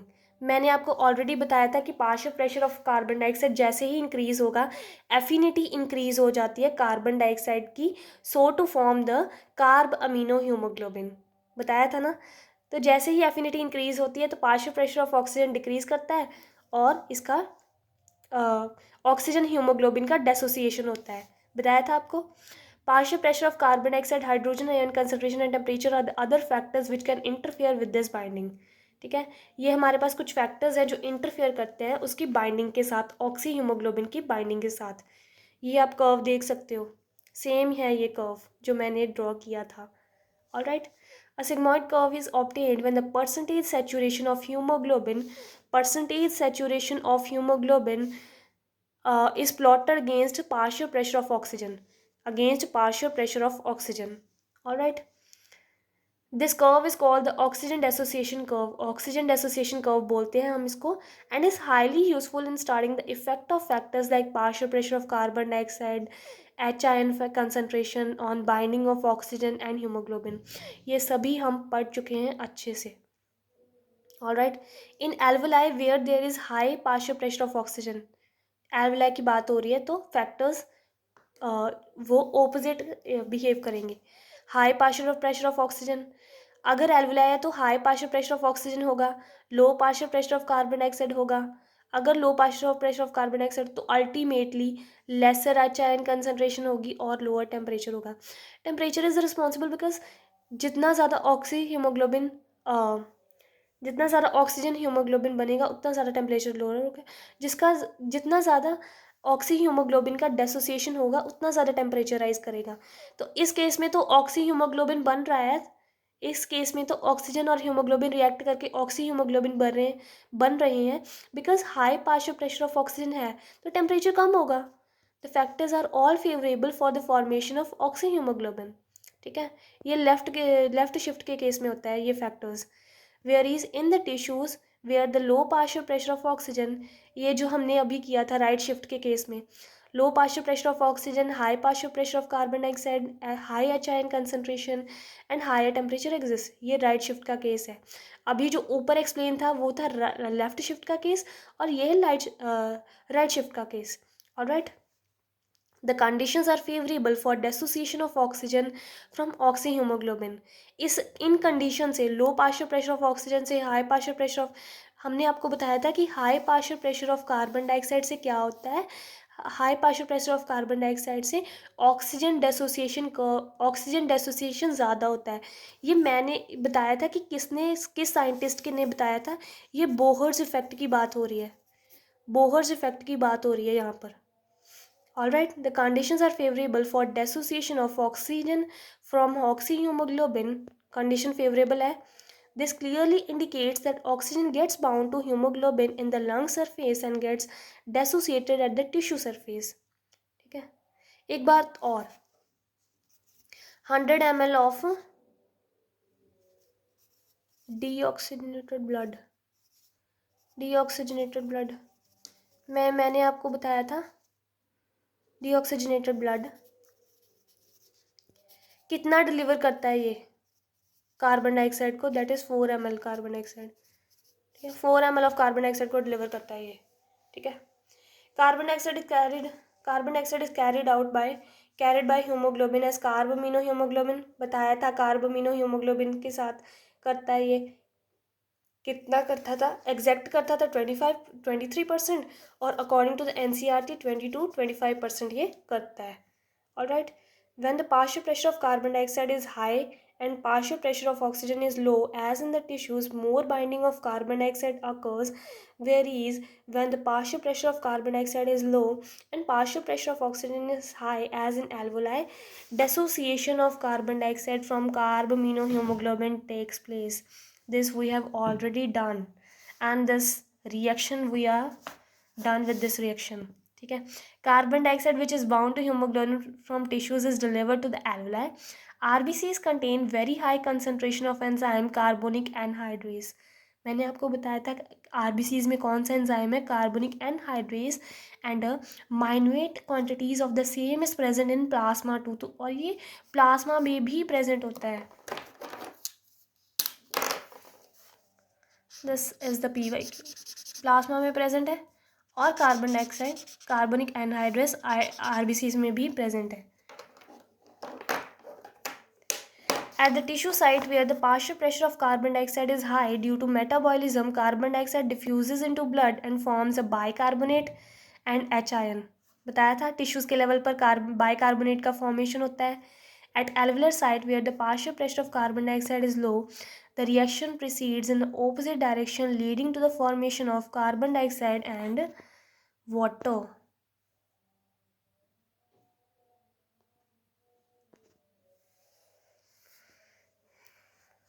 All right. Every 100 ml of deoxygenated blood delivers approximately 4 ml of carbon dioxide to alveoli. मैंने आपको बताया था कि 4 ml of carbon dioxide alveoli को deliver करता है every 100 ml of deoxygenated blood. Is this clear? और ये रिएक्शंस का ही उन्होंने बताया है, जैसे हमने रिएक्शन देखा था अभी देखा था ट्रांसपोर्टेशन ऑफ कार्बन डाइऑक्साइड में, ये सेम है. रेगुलेशन. तो रेगुलेशन में ज़्यादा कुछ है नहीं, तो आप इसको अच्छे से रीड करना रेगुलेशन को. और इसमें चलो बुक करवा देती हूँ. Carbon dioxide is mainly responsible because carbon dioxide is harmful. Regulation में जो मेन पर्पस होता है वो कार्बन डाइऑक्साइड का होता है, बिकॉज कीमोरिसेप्टर्स जो होते हैं वो कार्बन डाइऑक्साइड के लिए सेंसिटिव होते हैं. तो कार्बन डाइऑक्साइड हमारी बॉडी में हार्मफुल है, तो इसकी टॉक्सिसिटी हम बर्दाश्त नहीं कर सकते, तो इसको फ्लश आउट करना ज़्यादा इंपॉर्टेंट है. इसमें ऑक्सीजन का कुछ खास रोल है नहीं. मैंने क्या बताया कि ऑक्सीजन का इसमें इतना रोल नहीं है जितना कार्बन डाइऑक्साइड है, बिकॉज कार्बन डाइऑक्साइड हमारे लिए बहुत हार्मफुल है, इसको हम जल्दी से जल्दी अपनी बॉडी से बाहर निकालते हैं. तो carbon dioxide is the main regulator instead of oxygen. Oxygen come amount में मिले that is okay, but carbon dioxide हम अपनी बॉडी में टॉलरेट नहीं कर सकते, इसको हमें बाहर निकालना होता है. तो रेगुलेट मैकेनिज्म में कार्बन डाइऑक्साइड का मेन पर्पस है. Okay, human beings have a significant ability to maintain and moderate the respiratory rhythm to suit the demands of body tissues. This is done by the neural system. Neural system के साथ होता है. All right. A specialized center present in medulla region. Medulla region में होता है center called the respiratory rhythm center, RRC. मैंने आपको बताया था. Is primarily responsible for its regulation. यही तो है big boss. Primarily responsible for its regulation. Another center present in the pons region of the brain called the mnemotaxic center can moderate the functions of the respiratory rhythm center.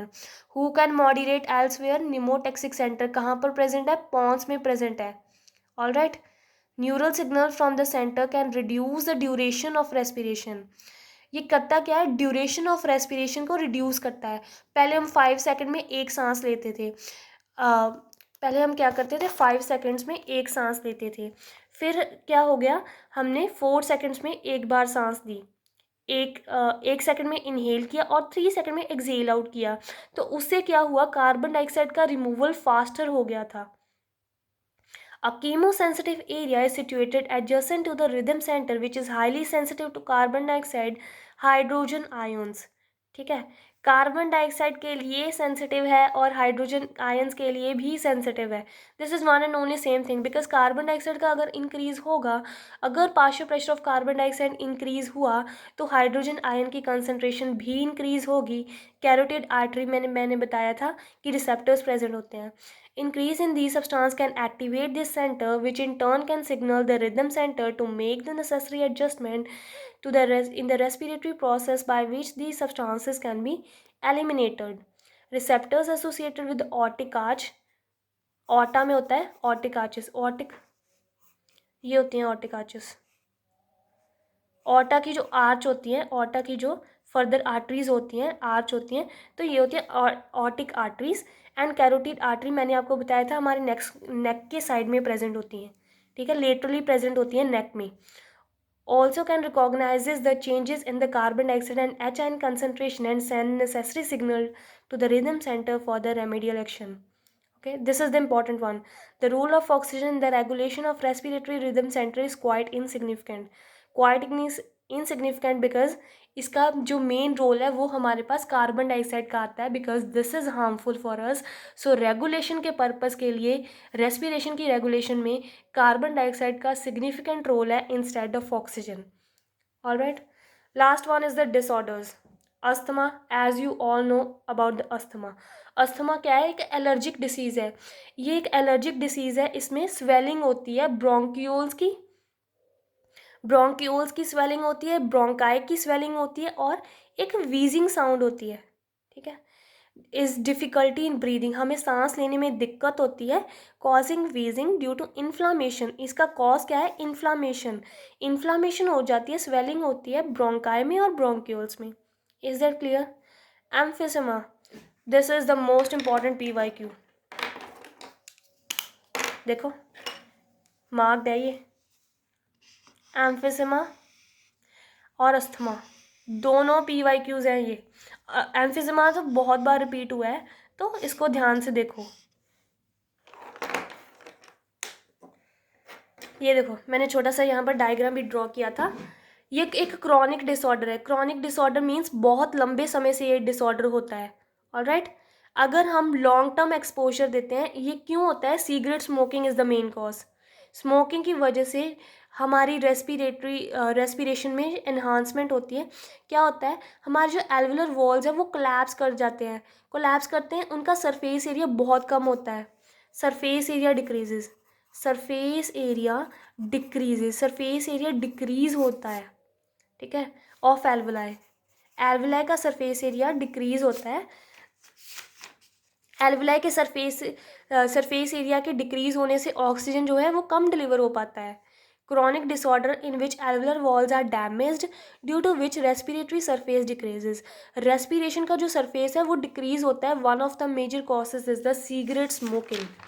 Alright, and the last one is the occupational respiratory disorders. इसमें क्या होता है, जैसे हमारे पास workers होते हैं जो हमारे वर्कर्स होते हैं जो इंडस्ट्रीज़ में काम करते हैं। अगर वो इंडस्ट्रीज़ में काम कर रहे हैं तो उनके मैकेनिज़्म बॉडी का ऐसा होता है कि वो कोप अप तो करते हैं डस्ट पार्टिकल से, बट वो फेल हो जाता है। हमारा मैकेनिज़्म कोप अप नहीं कर पाता बिकॉज डस्ट पार्टिकल्स इतने होते हैं। In certain industries specially those involving grinding और स्टोन ब्रेकिंग। कौन कौन सी इंडस्ट्री? ग्राइंडिंग और स्टोन ब्रेकिंग, जिसमें हम मास्क तो लगाते हैं बट उसमें भी हमारी बॉडी कोप अप नहीं कर पाती। So much dust is produce that the defence mechanism of body can not fully cope up with the situation. Long exposure can give rise to a inflammation. एक inflammation होती है long exposure से, long term अगर हम exposure दें, leading to the fibrosis. Fibrosis means proliferation. Proliferation means multiple of fibrous tissue. एक fibre होता है जो प्रोलिफ्रेट करता है, मल्टीपल टाइम्स मल्टीप्लाई होता है फाइब्रस टिश्यू, और उसकी इन्फ्लामेशन होती है, एंड दस causing the serious lung damage. और एक सीरियस लंग डैमेज होता है। डेपोजिशन ऑफ फाइबर्स होता है एल्वुलाई में, ठीक है। दस causing the serious lung damage, worker in such industry should wear the protective mask. Alright, they must wear the mask and they must take the protective measures to protect themselves. All right, this was all about the breathing and exchange of gases. Today we have done the NCERT plus all the concepts which were left. So that's it for today. I hope you understand each and every concept, and you have to read the NCERT by your own self. Okay, read the NCERT, and I will upload the previous year questions, so get it checked and solve it. Bye bye, take care. That's it for today. See you soon. Our next chapter is the circulatory system. I will come with the circulatory system soon. Till then, take care, stay focused, stay hydrated, concentration अच्छा रखा करो। जैसे ही class में होते हो तो अच्छे से ध्यान से सुना करो। मैंने आपको पहले भी ये बात बताई थी कि जैसे हमारा होता है ना, हम जैसे ही लिसनिंग पावर जो हमारी होती है, जितना हम अच्छे से ग्रैस्प करते हैं तो वो हमें एग्ज़ाम टाइम तक याद रहता है। तो लिसनिंग इज़ वेरी इंपॉर्टेंट, ठीक है। Listen carefully while attending the lectures. All right, take care.